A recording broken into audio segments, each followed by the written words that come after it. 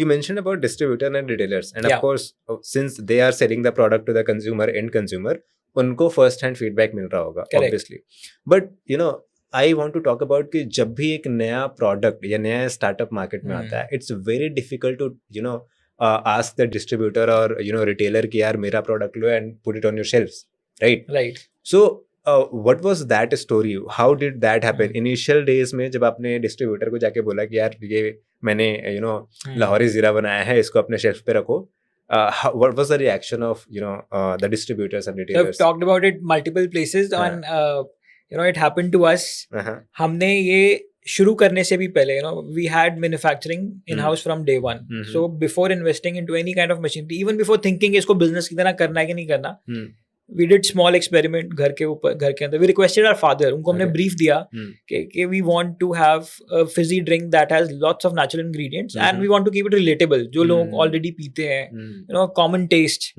तो he helped us craft the recipe and वो recipe लेके हम we grew up in Chandigarh. हम चंडीगढ़ से तीनों founders. Right. तो हम all three cousins we went to local distributors जो beverage के distributors थे, people who knew the trade, जो कि कोक पेप्सी पार्ले एग्रो के लिए ऑपरेट कर रहे थे ऑलरेडी. उनके पास लेके गए कि this is what we are planning to do. उनको टेस्ट कराया एंड दे सेड कि अच्छा है, इट कैन सेल. सो 2-3 लोगों से वैलिडेशन लेने के बाद we jumped into this thing.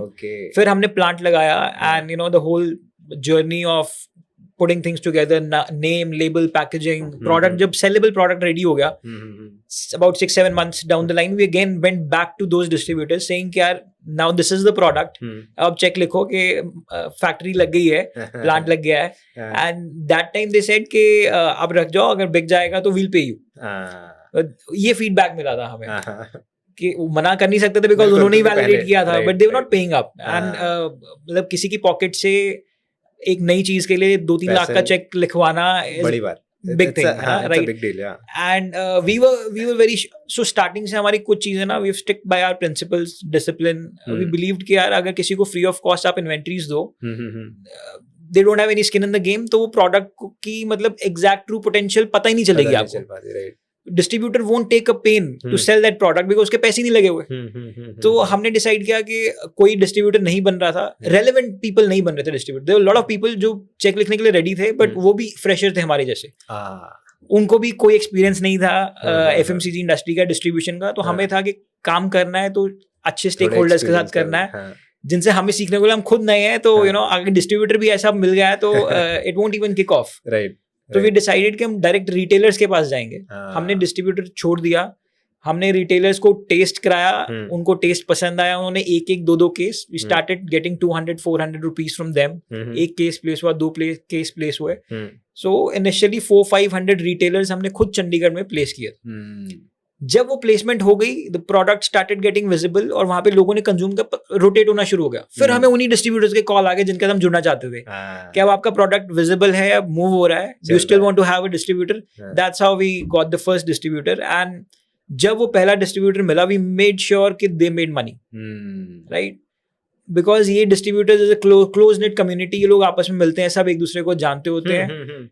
We made sure that हमारे पहले लोग डिस्ट्रीब्यूटर्स ने अच्छे से मतलब हमने पूरा सपोर्ट किया. हमने जूनियर टीम्स रखी, उनकी शॉप मतलब बीच बढ़ाई, एंड दे मेड मनी. तो the word spread, it was a domino effect. फिर हमें आसपास के रीजन से कॉल आने शुरू हो गए, अंबाला से, कैथल से, पंचकुला से, लुधियाना से. So then we started getting inbound inquiries, and that too from relevant people, from distributors who were into beverage industry. Awesome. Yeah. Awesome.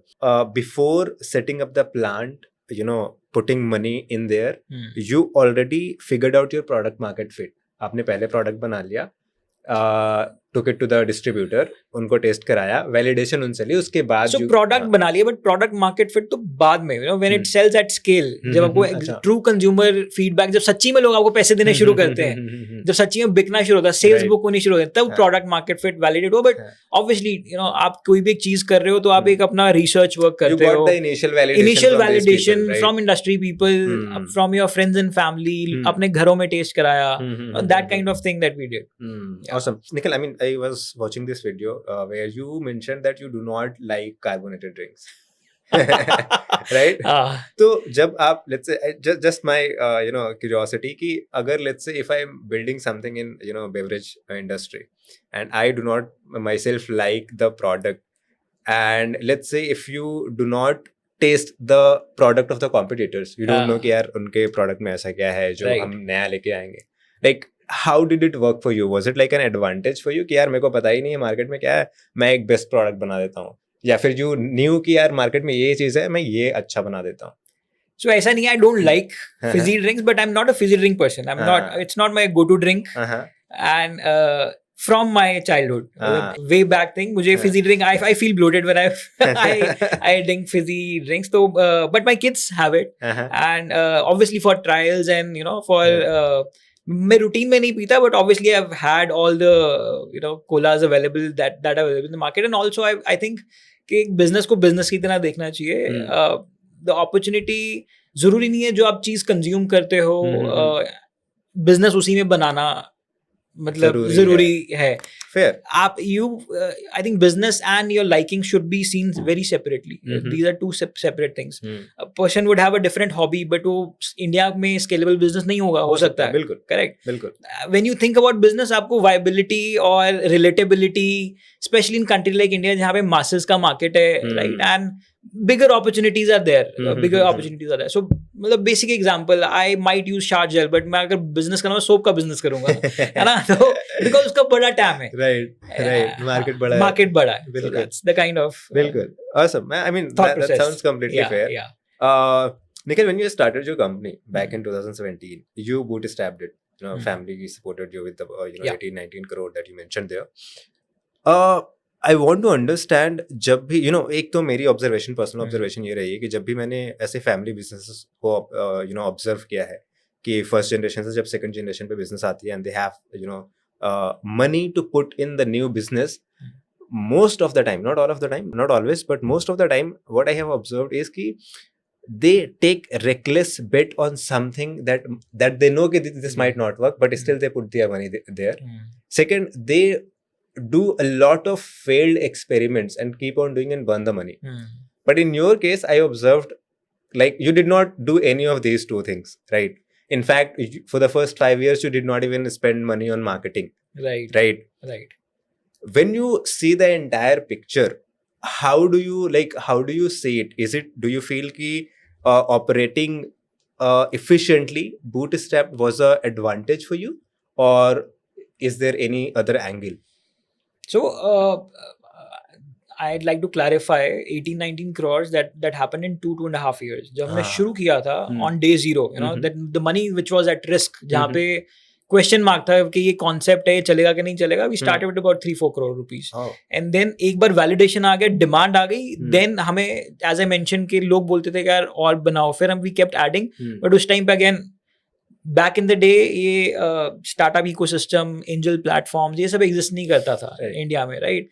होगा भी तो it was not accessible to common people like us, and that was the only route to मतलब, and I come from a middle class family, मतलब raising that seed fund from family, again it was also borrowed money, उन्होंने भी so we've built it very frugally. मतलब वो luxury नहीं थी कि हम करके फेल करके देख सके, lot of things were at stake. जो initial भी जो हमने the initial seed money जहाँ पे question mark था, जब पहला 3-4-5 crore rupees spend किया था, which could have gone wrong, right? It was spent very frugally. We were very skeptical कि you can't go wrong because it's borrowed money, right? बिल्कुल. तो we've built it very frugally, I would say, and I think अगर we stayed bootstrapped because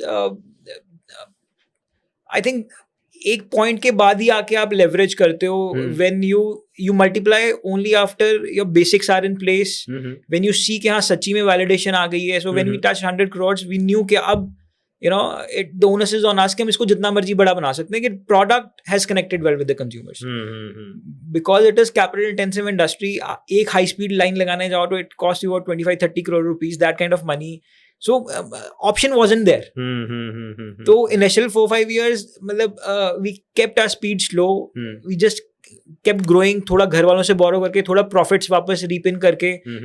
That's how we kept growing, and we didn't knew that there's another route to raise money. Bank loan मिलता नहीं था क्योंकि हम young थे, हमारी कोई balance sheet नहीं है, कोई इनकम टैक्स रिटर्न्स नहीं है, you know, so that was the only way to raise money. आज it's very easy, you know, you can reach out to any person on LinkedIn. अगर आप you have a concept, आज के दिन आपके पास concept होना चाहिए, right? Passion होना चाहिए, concept होना चाहिए, and you know, funding or capital is very easily available, very easily available.